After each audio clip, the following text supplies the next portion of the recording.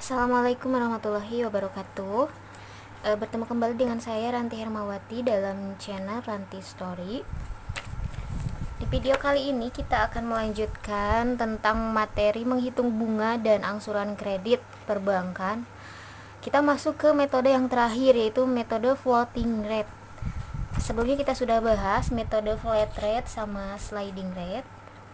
Nah, untuk metode floating rate itu sendiri, metode ini merupakan metode yang membebankan bunga yang dikaitkan dengan bunga angsuran yang akan dibayar oleh si nasabah berkaitan dengan bunga yang sedang berlaku di pasar uang.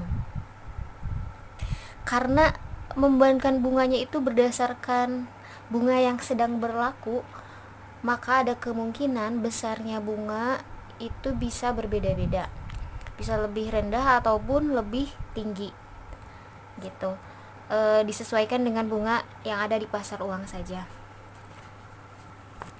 Nah, kita langsung saja ke contoh soal biar lebih jelas. Misalkan di sini Tuan Ridwan memperoleh kredit dari Bank Mutiara senilai 120 juta untuk kegiatan usahanya. Jangka waktu kredit adalah 1 tahun atau 12 bulan. Dengan ketentuan bunga sebagai berikut. Bunga untuk bulan ke-1 sampai ke-6 adalah sebesar 25%. Dan bulan ke-7 sampai ke-12 adalah 20%. Ditanyakan bagaimana perhitungan angsuran bunga per bulannya serta tabel perhitungan kreditnya dengan menggunakan metode floating rate. Kita analisis dulu soalnya. Nah, untuk metode floating rate itu pasti di soal dia akan menjelaskan bunga yang sedang berlaku di pasar pada saat itu. Nah, di sini berdasarkan soal ini, karena jangka waktu kreditnya adalah 1 tahun atau 12 bulan, ternyata dari 12 bulan itu, untuk bulan pertama sampai bulan ke-6, bunga yang sedang beredar di pasar atau beban bunga pada saat itu yang berlaku di pasar adalah 25%. Sedangkan pada bulan ke-7 sampai bulan ke-12 diasumsikan bunga yang sedang berlaku di pasar ternyata 20%. Nah, jadi terbagi menjadi dua bagian pembebanan bunga. Nah, kita sekarang hitung berapa sih angsuran yang akan dibayar oleh si nasabah jika menggunakan metode ini. Nah, pertama kita tentukan dulu pokok pinjamannya. Pokok pinjaman bisa dicari dengan cara jumlah pinjaman dibagi jangka waktu. Tadi berdasarkan soal jumlah pinjamannya adalah 120 juta dibagi 12 bulan. Hasilnya adalah 10 juta per bulan. Jadi pokok pinjamannya adalah 10 juta per bulan. Dari angsuran bulan pertama sampai angsuran bulan yang ke-12, itu untuk pokok pinjamannya akan tetap sama 10 juta. Yang membedakan adalah bunganya berapa gitu. Sekarang kita ngitung bunga. Oke. Nah, untuk mencari bunga, kita bisa menggunakan rumusnya, yaitu persentase bunga dikali jumlah pinjaman dibagi 12 bulan dikali 1. Persentase bunga ini dilihat dari soal tadi. Berapa sih besarnya persentase bunga yang sedang berlaku di pasar? Dikali jumlah pinjaman awal berapa dibagi 12 bulan. Ini 12 bulan adalah jumlah bulan dalam 1 tahun atau jangka waktu kredit juga. Di sini jangka waktu kreditnya 12 bulan. Nah, kita langsung saja menghitung bunga untuk angsuran 1 sampai 6. Oke. Nah, untuk angsuran 1 sampai 6 kita bisa menghitung dengan bunga, besarnya bunga tadi 25%. Kita masukkan saja ke rumus untuk mencari bunga, yaitu persentase bunga dikali jumlah pinjaman dibagi 12 bulan dikali 1, atau 25% dikali 120 juta dibagi 12 bulan dikali 1, maka hasilnya adalah 2.500.000. Berarti besarnya bunga untuk angsuran 1 sampai 6 yaitu 2.500.000. Dan pokok pinjaman 10 juta. Maka jumlah angsurannya kita tinggal menambahkan saja bunga ditambah pokok pinjaman, jadi 12.500.000 rupiah. Nah, berarti untuk angsuran 1 sampai dengan 6, nasabah akan membayar jumlah angsuran sebesar 12.500.000 sebanyak 6 kali, bulan 1 sampai bulan ke-6. 12.500.000 itu 10 jutanya merupakan pokok pinjaman dan 2.500.000-nya adalah besarnya bunga yang dibebankan berdasarkan persentase bunga 25% yang sedang berlaku di pasar uang. Seperti itu. Nah, kita sekarang coba menghitung angsuran untuk bulan ke-7 sampai ke-12. Caranya masih sama seperti ini,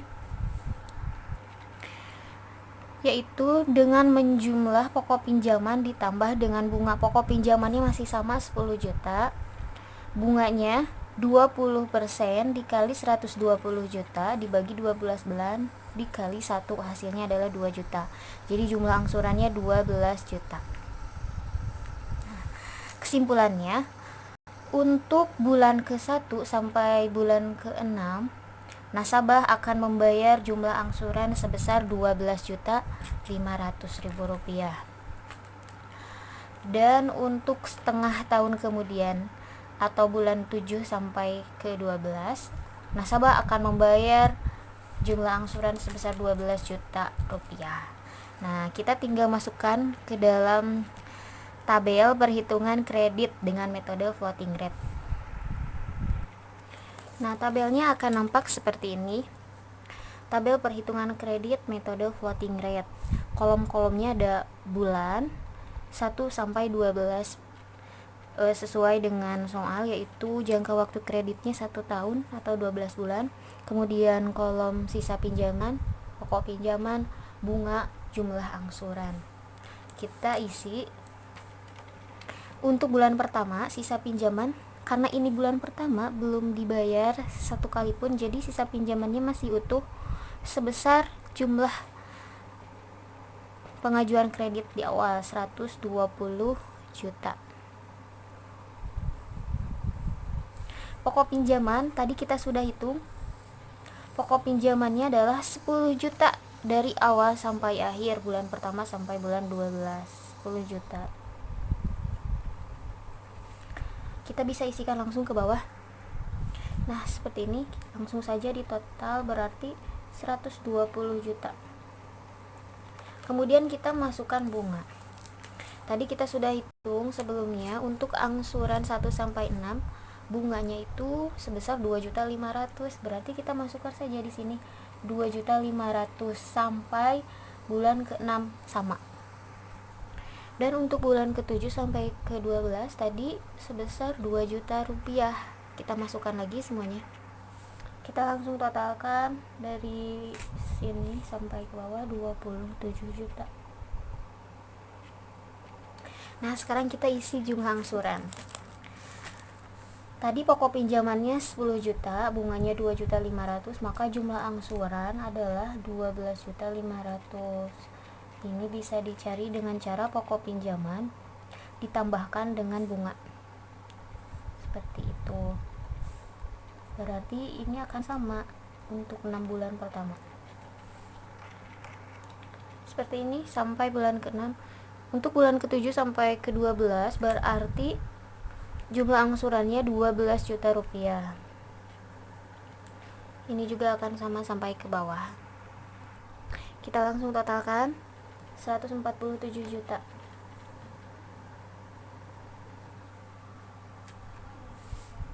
Ini totalnya harus sama dengan total pokok pinjaman ditambah total bunga. Dan untuk kolom sisa pinjaman, Nah, ini berangsur-angsur akan berkurang sebesar 10 juta karena dibayar setiap bulannya sebagai pokok pinjaman sebesar 10 juta. Untuk bulan pertama masih utuh 120 juta, bulan kedua akan berkurang 10 juta menjadi 110 juta. Jadi ini dikurangi hasilnya di sini. Tuh. Bulan ketiga akan berkurang lagi 10 juta menjadi 100 juta karena dibayar 10 juta sebagai pokok pinjaman. Terus sampai ke bawah berkurang 10 juta. Seperti ini. Berkurang sebesar 10 juta.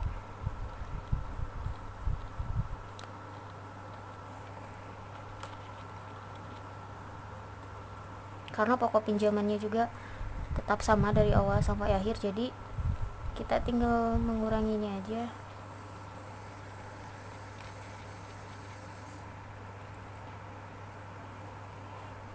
Nah, untuk bulan yang terakhir, kita di sini jangan menuliskan 10 juta. Langsung saja 0. Kenapa? Karena yang 10 juta itu dibayar pada saat itu juga pada bulan ke-12 sebagai pokok pinjamannya. Jadi kita sudah tidak ada sisa utang lagi yang harus dibayar. Karena ini angsuran yang terakhir, pokok pinjaman yang terakhir, tentu kita melunasi pada bulan tersebut. Nah, seperti itu. Untuk metode floating rate sampai sini dulu, semoga bermanfaat dan mudah dipahami. Terima kasih atas perhatiannya. Jangan lupa like, share, dan subscribe. Wassalamualaikum warahmatullahi wabarakatuh.